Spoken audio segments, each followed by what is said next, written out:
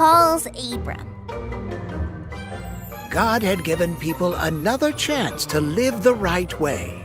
And sadly, people kept choosing the wrong way. Oh no, that's really bad. It was. Once again, the world was sick with sin. People were fighting, cheating, lying, hurting each other, and ignoring God. And on top of that, Yes? people were building bigger and bigger cities with more people doing more bad things. So, did God send another flood? Oh no, God had promised not to flood the whole world again. So, what did God do to stop sin this time? He asked someone to help. Who did he ask? From one of the biggest cities, a place called God called a man. Abram. Abram. You may know him as Abraham because later God changed his name. He lived in with his family. And when I say family, I don't just mean his mom and dad. So, who did he live with?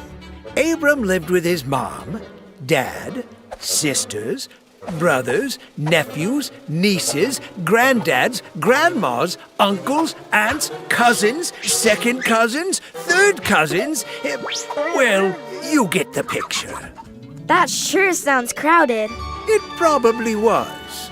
But you see, in those days, it was good to live in a big group. Why? Because if you were in a big group, it was harder for other groups to hurt you or take over your land. Let's get up. People didn't go out on their own. Uh-oh. They stuck together in large families for protection. I get it. So that's what Abram did. Until Until? one day when God spoke to him. Oh, Abraham.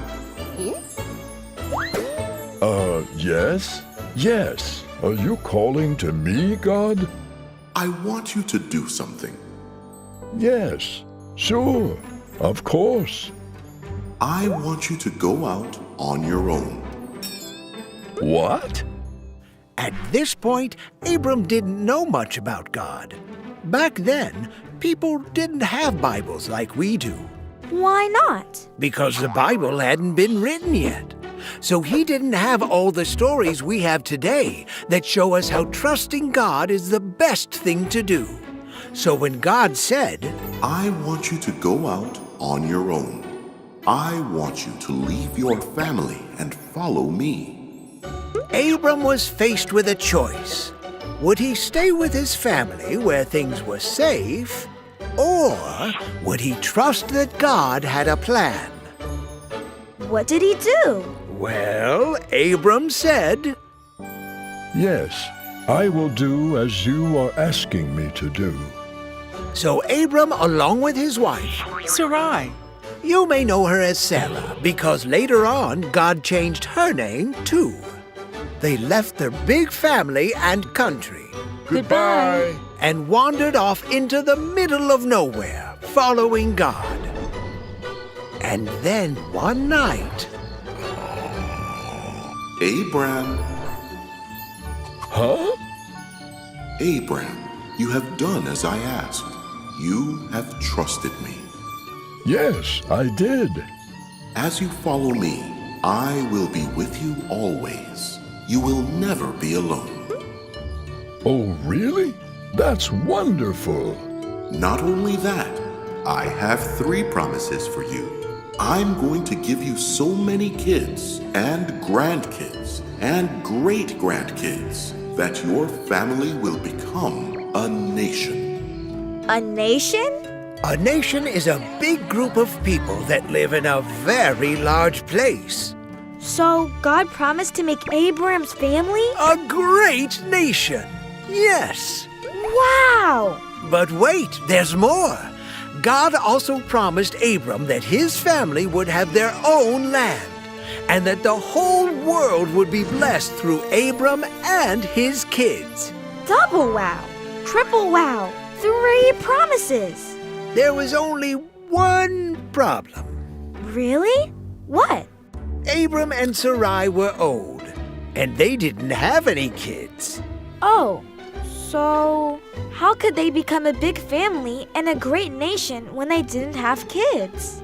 Because of the one who called them out in the first place. God? Yes, God had called Abram and Sarai to follow him, and they did.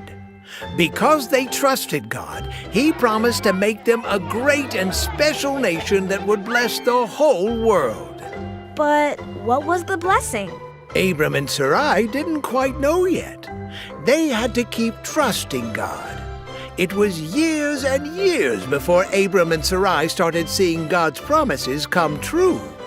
And it all began with a little baby boy named Isaac, who came when they least expected it.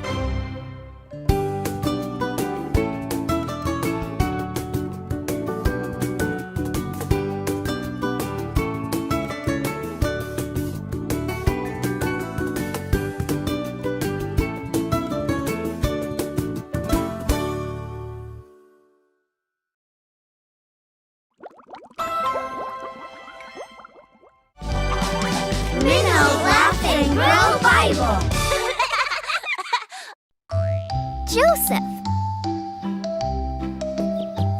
Because Abraham trusted God, he became God's friend. Then, because Abraham's son Isaac trusted God, he became God's friend too. Then Isaac had a son named Jacob, and guess what? He trusted God like his dad? Yep, and then Jacob had a son, and then another, and then another, until he had 12 sons. Whoa! Reuben, Simeon, Levi, Judah, Dan, Naphtali, Gad, Asher, Issachar, Zebulun, Joseph, and Benjamin. That's a lot of sons. one day, Jacob gave one of his sons, Joseph, a special gift. Aw, Dad. Wow, a coat with all the colors in the rainbow.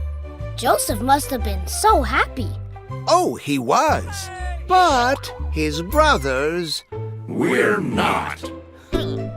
Why didn't we get special coats? So they got mad at Joseph? They were a little annoyed. And to make matters worse, Joseph then told them about a dream that he had. So, I had this dream that I was ruling over you, and you were bowing down to me. Pretty cool, huh? Not cool. Let's go. Joseph's dream upset his brothers so much that they decided they'd be happier if he wasn't around anymore. Uh-oh, that doesn't sound very nice. It wasn't, and things were about to get worse.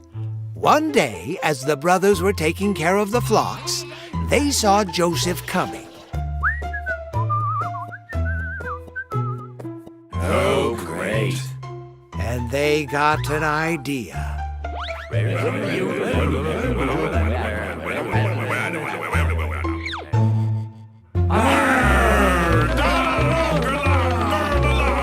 They picked Joseph up and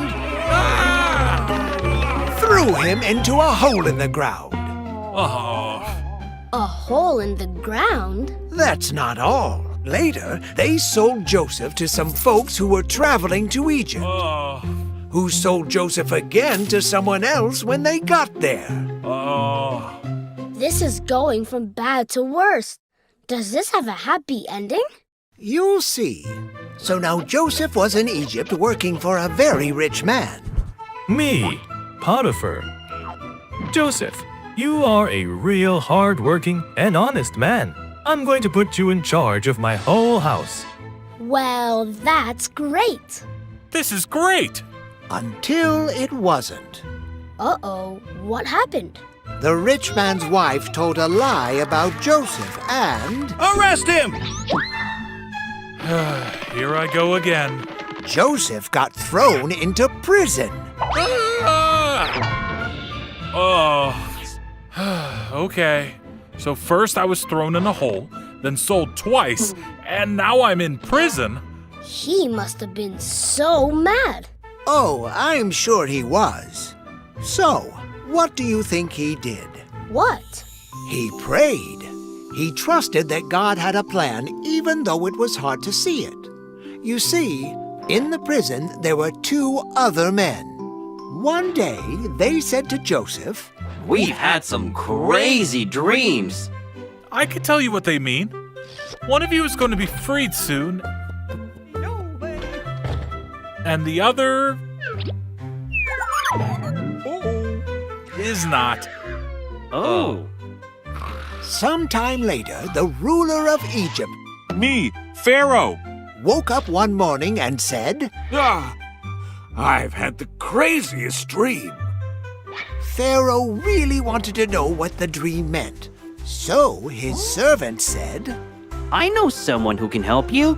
But he's in prison. Joseph. That's right. So, after he took a bath, Joseph was brought to the Pharaoh. God sent you this dream. It means that for 7 years, Egypt will grow a lot of food.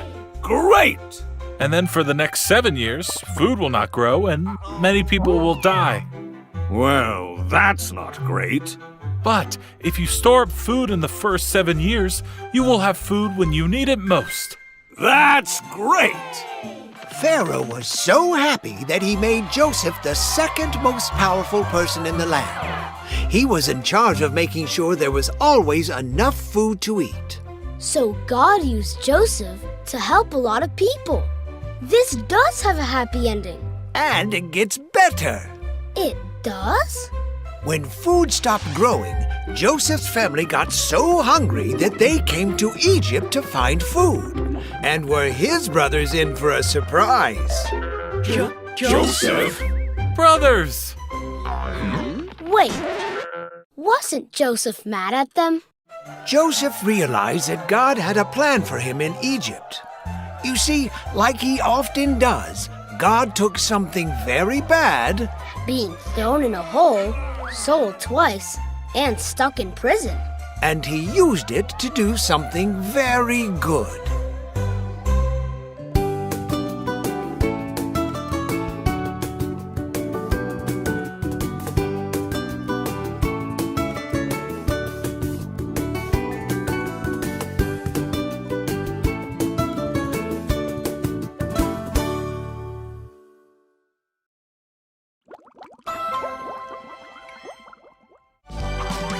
Minnow Laugh and Grow Bible. Jonah and the Whale. Do you remember what a prophet is? Someone who delivers messages from God. Right. Usually, prophets were excited to deliver God's message. Yes, Lord. I'll do that right away. But this is a story about a prophet who was not. His name was Jonah. Jonah was a prophet in Israel, and one day God gave him a new message to share. Jonah, I have a message for you to deliver. Yes, God! Right away! Where in Israel do you want me to go? I'm ready! This message is not for Israel. It's for Nineveh. Nineveh? I want you to tell them to stop being mean. You're kidding, right? You better get going. Jonah was confused. I'm a prophet for Israel, not Nineveh. The people of Nineveh are mean bullies, and what if they listen to God's message and say, We will obey God. Will God just forgive those mean bullies? Jonah didn't want to forgive them? Not at all. Why not? The thought of God letting them off the hook for all the bad they had done just made Jonah feel sick. I don't want God to forgive them. So, what did he do? I'm out of here. Jonah ran away. Oh no! How could he run away from God? Well, he couldn't really, but he tried. Since Nineveh was east, I'm heading west. And he went so far west that he ended up on the shore, where he found a ship. Now I don't have to deliver that message. Phew.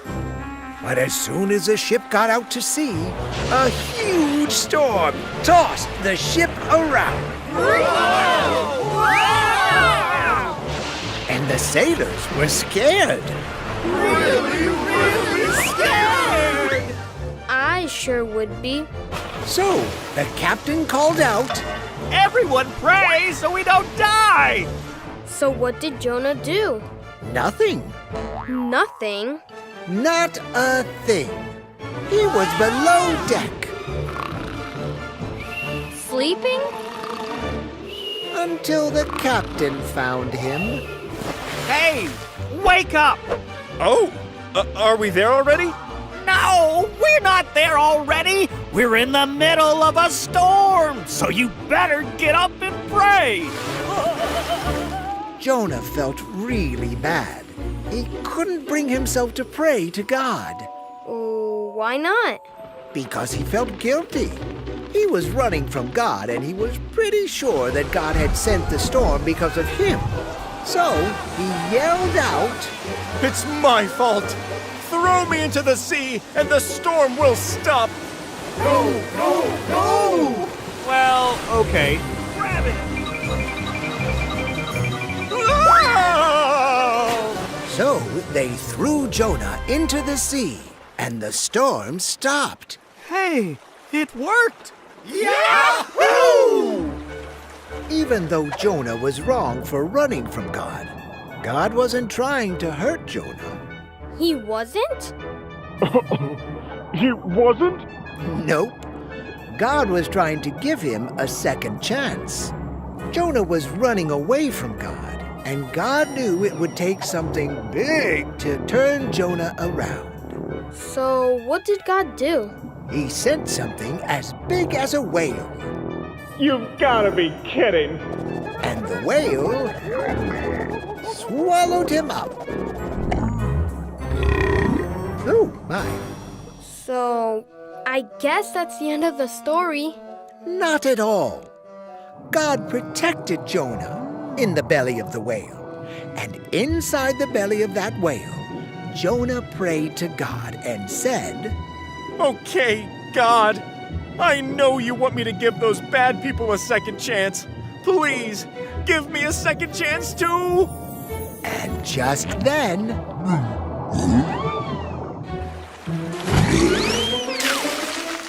the whale spit Jonah right up. Ew, gross. It probably was. But now Jonah was ready to do what God had told him. So he ran to Nineveh and gave them God's message. I hope he took a bath along the way. Maybe, but one thing we know for sure. What's that?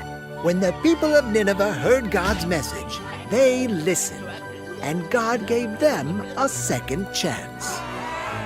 Just like Jonah. That's right. Isn't it great to know that God loves us so much that he gives us second chances?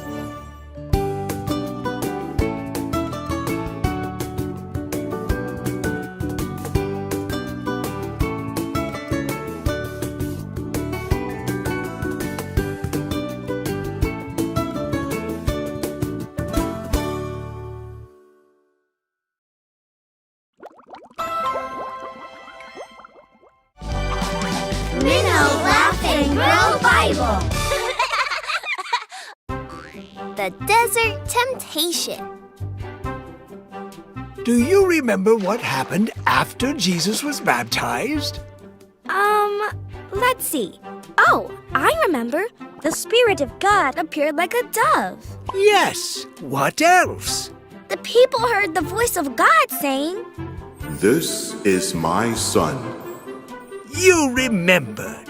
And then the people that were there got super excited because of all that they had seen and heard. Right. It was the perfect time for Jesus to say, Okay, everybody. It's time to follow me. I am the Messiah. Is that what he did? No, not at all. No. Well, What did he do? He walked off into the desert all by himself. What? Why? Jesus knew what was coming. He knew that being the Messiah, that saving Israel and saving the world was going to be a very hard job. He knew he couldn't do it unless he was very close to God, his Father, So he went off to the desert? where he could be alone with his dad. How long did he stay there? 40 days. 40 days? Yes, during that time he didn't eat any food. He spent all that time talking to God, his Father. And at the end of the 40 days, Jesus and his dad were very, very close. He must have been so hungry. He really was. And then Jesus had a visitor. A visitor? Who? Remember that sneaky snake? No way. He showed up? Yep, God's #1 enemy. The one who had lied to Adam and Eve so sin would ruin God's world. He knew that Jesus had a big job ahead. That sneaky snake showed up to tempt Jesus with ways to make things easier. If you really are God's son, why don't you just turn these rocks into delicious bread? Then you can eat. Yum, yum, yum. No, I don't live by bread. I live by the words that come from my Father. But I thought Jesus was really hungry. He was, but Jesus was trusting his Father to meet his needs, not food. Oh, well, what happened next? The enemy took Jesus to the highest place in Jerusalem, the very top of the temple. Jump off. God will send angels to save you, and then everyone will be so amazed, and they will want to follow you. That is not God's plan. Do not test God with tricks. Finally, the enemy took Jesus to the top of a high mountain. Jesus could see all the kingdoms of the world. So, do you want to rule all these kingdoms? Because I can make that happen. All you have to do is bow down to me. So, what do you think Jesus did? What did he do? God wanted Jesus to be a new kind of king, a blessing for the whole world. Jesus knew God's plan was going to be very hard. God's enemy said he could make it easy. So, what do you think? I will only bow down to God. Leave me now! Am I glad to see him go? Me too.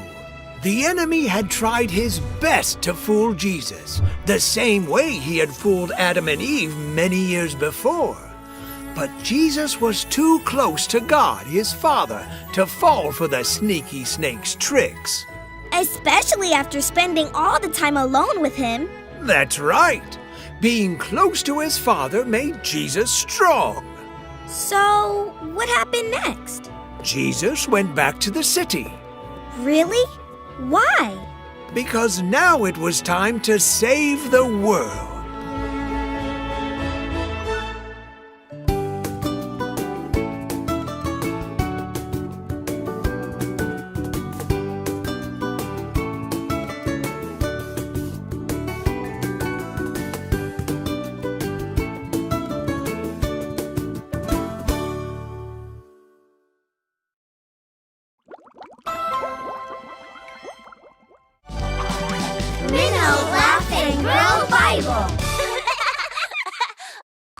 God's super helper.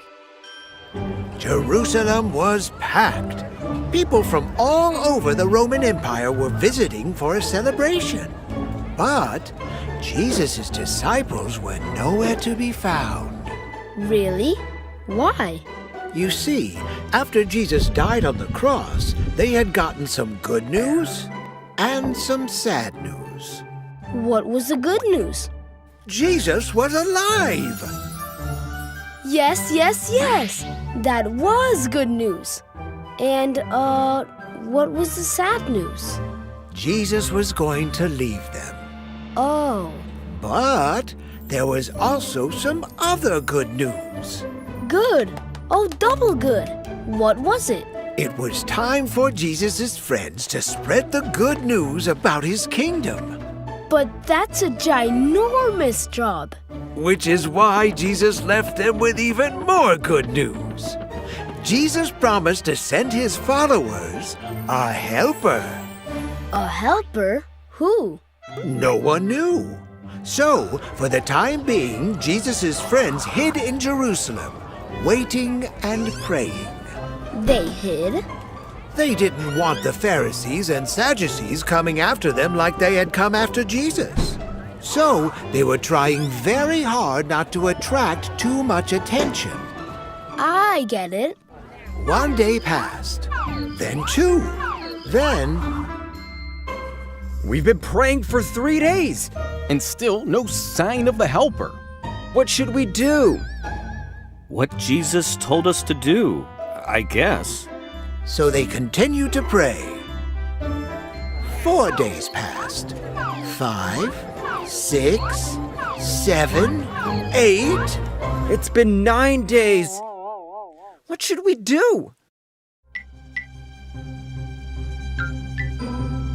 Then, on the 10th day, boom!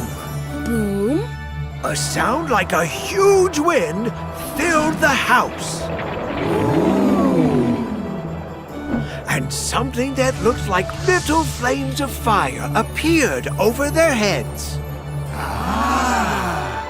What was it?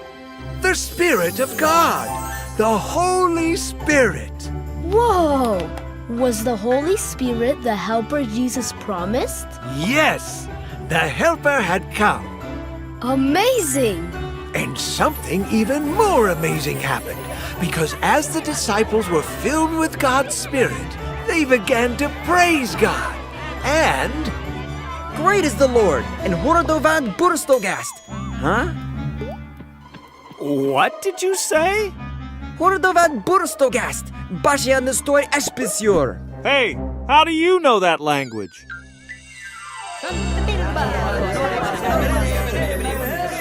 Everyone in the room began speaking in different languages that they did not know. Whoa! That was really helpful because remember, during those days, people from all over the Roman world were visiting Jerusalem. Suddenly, they were hearing all about Jesus in their own language. It was a miracle! Hey, everybody! Have I got news for you? Wait, I thought Jesus' friends were all hiding. Not anymore. God's helper helped them to be brave. Peter boldly told the people all about Jesus. And guess what? There's more? Oh, yes. The crowd was so amazed with Peter's message that, well, guess how many of them became followers of Jesus that day? Oh, let's see. 10? Higher. 20? Higher. 30, 40, 60, 100? 3,000. What? Yep. Then Jesus' disciples started bravely talking about Jesus all over Jerusalem. Everyone must have been amazed. They were, except for, well, you know who. Yep, still us. The Pharisees and Sadducees. And just as grumpy as ever. Hey! You better stop talking about Jesus or we'll arrest you. They threatened the disciples, but the disciples went on telling people about Jesus anyway. Because Jesus sent them the helper? Yes, for the first time ever, God's Spirit and power were available for all of Jesus' followers. with that power, they would go out and change the world.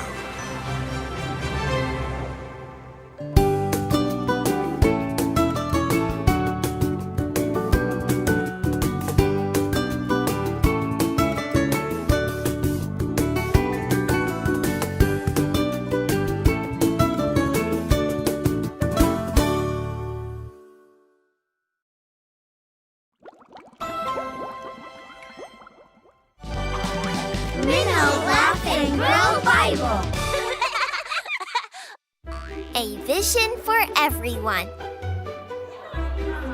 Filled with God's power, the disciples talked about Jesus everywhere they went and performed miracles just like Jesus had done. In the name of Jesus Christ, stand up and walk. Oh, I can walk! I can walk! I can walk! That must have been so exciting. It was. And because of amazing things like this, more and more Jews started to follow Jesus. That is amazing. But, what about the people that weren't Jews? Ah, you mean the Gentiles. That's what Jews called people who weren't Jewish. Okay, the Gentiles. Could they be friends of Jesus too? That's what a lot of people were wondering. They had forgotten about the promise God made to Abraham. From your family will come a blessing for the whole world. I remember that promise. It was about Jesus. You got it. But Jesus' followers didn't understand that this blessing was for everybody. They thought it was only for the Jews. That's kinda sad. But then Peter had a vision. A vision? A vision is kind of like a dream, except you're not asleep. And it happened one day when Peter was on the roof praying. What is that? It looks like a sheet.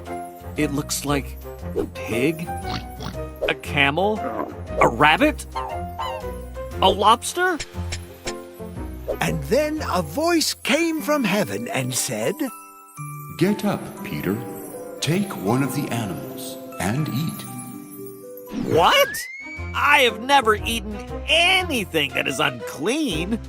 Did he want to give them a bath first? Well, no. You see, the Jews had laws that said certain animals, like, were not good for food. The Jews considered them unclean. But the voice from heaven said to Peter, Don't call anything unclean that God has made clean. When Peter heard that, he was very confused. What does this mean? So, there he was, wondering about his vision, when suddenly...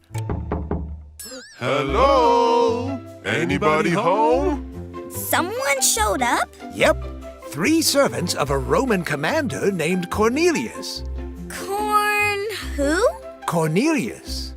Who was that? Peter had the same question. My master is a Gentile commander.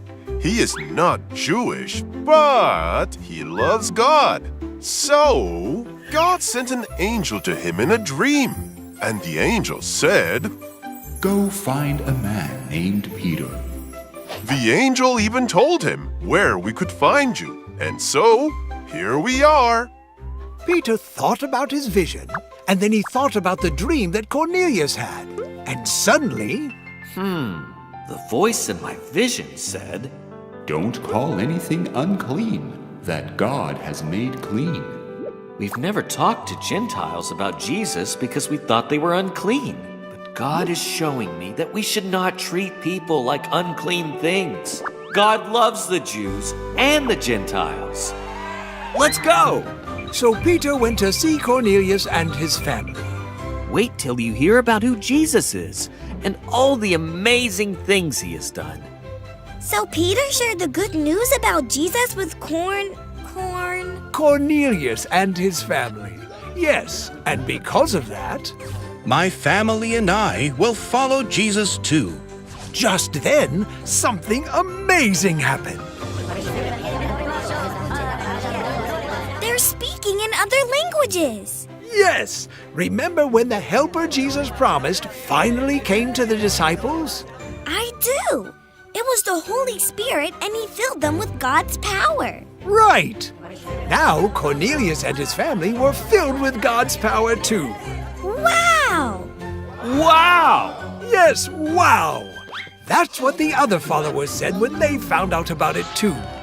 You see, for the first time, they realized that the good news about Jesus was... For everyone! Right! Jesus was the blessing that God had promised. For the whole wide world!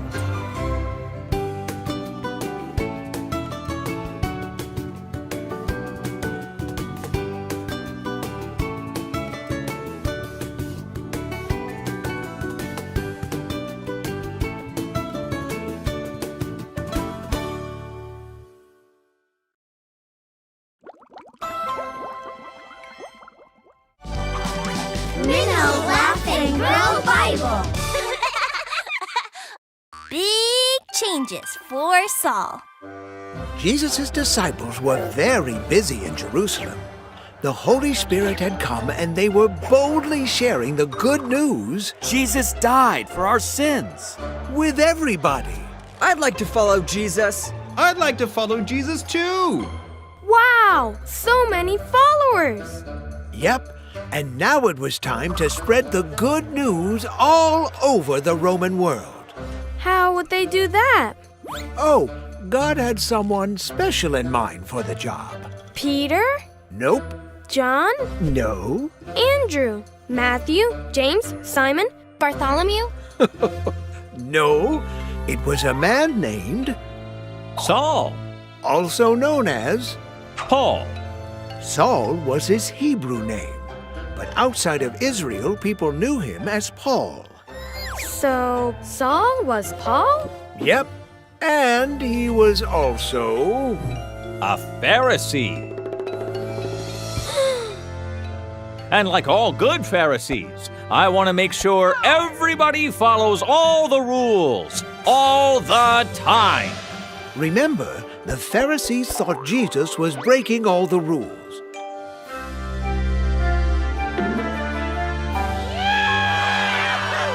So, they had worked with the Sadducees to have him arrested. They wanted to hurt Jesus. And they did. Right. Well, Saul was so concerned about the rules that after Jesus died, he made it his job to... Arrest him! Arrest her! Arrest them! I'm making it my job to arrest as many of Jesus' followers as I can. Ha ha ha ha ha! So Saul, who was Paul, was a Pharisee? And an enemy of Jesus. But how could God use an enemy of Jesus to spread the good news about him all over the world? Because even though Paul was going one way, God was about to turn him around. How? By stopping him in his tracks. You see, one day, Saul was traveling to a town called Damascus, hoping to find more of Jesus' disciples. I'm gonna arrest him. I'm gonna lock him up. I'm gonna When suddenly, a bright light hit him right in the face. Oh! A bright light? A very bright light. And then a voice from heaven said, Saul, why are you trying to hurt me? Who was it? That's what Saul wanted to know. And the voice replied, I am Jesus, the one you are trying to hurt. Jesus was talking to Saul? Paul? Wow, he must have been so surprised. And even more so when he realized that I can't see. I can't see a thing. Suddenly Saul was blind. Then Jesus told him to go to Damascus anyway and wait there. Why? Because Jesus had a follower there named Ananias. Jesus spoke to Ananias in a dream and told him to go find Saul. You mean the man that came to arrest us? The one who hasn't stopped making trouble? That mean man? Why do you want me to find him?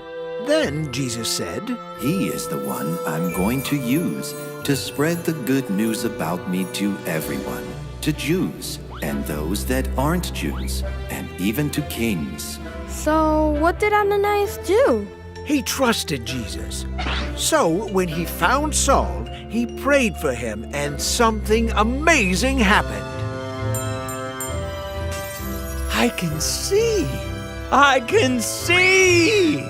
Wow! Then something even more amazing happened. What? Saul became a follower of Jesus. Double wow! And then something even way more amazing happened. What could that be? Hey, Jesus is the Son of God. Hey, you! Jesus is the Son of God. He started telling everyone about Jesus. So Saul went from being Jesus' enemy to being Paul, Jesus' friend. And more importantly, a disciple. I've got to tell everybody about Jesus. Anywhere, everywhere. Whatever Paul did, he did with his whole heart. And now that he met Jesus, he was ready for God to use him to turn the Roman world, upside down.